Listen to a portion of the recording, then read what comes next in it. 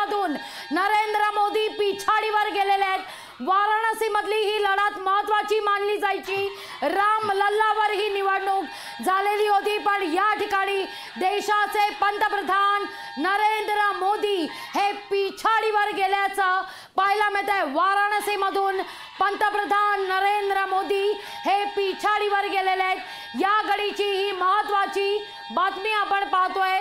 वाराणसी मधून नरेंद्र मोदी हे पिछाडीवर गेलेले आहेत।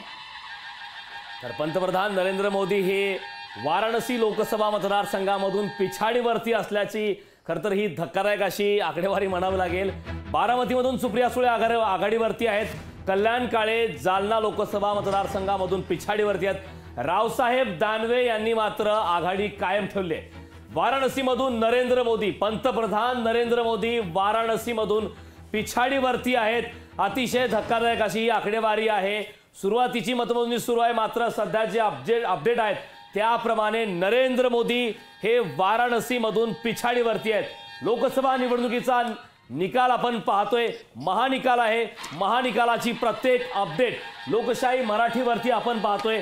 वाराणसीमधून सर्वात मोठी अपडेट समोर आलेली आहे। नरेंद्र मोदी हे वाराणसीमधून सध्या पिछाडीवरती। पंतप्रधान नरेंद्र मोदी यांच्या देशात जवळपास 206 जाहीर सभा झालेल्या होत्या। 80 मुलाखती या ठिकाणी पंतप्रधान नरेंद्र मोदी यांनी दिलेल्या होत्या, पण वाराणसीतून स्वतः पंतप्रधान नरेंद्र मोदी हे पिछाडीवर गेलेले आहेत। या घडीची महत्त्वाची बातमी, आतापर्यंतच्या जाहीर सभांमध्ये पंतप्रधान नरेंद्र मोदी यांनी काँग्रेसचा 2942 वेळा उल्लेख केलेला होता। स्वतःच्या नावाचा 2862 वेळा उल्लेख करण्यात आलेला होता। गरिबीचा 949 वेळा उल्लेख झाला, तर एसटी आणि ओबीसी अर्थात जाती संदर्भात 780 वेळा उल्लेख करण्यात आला। भ्रष्टाचाराचा 341 वेळा उल्लेख झाला, तर मुस्लिमांचा 286 वेळा उल्लेख करण्यात आला।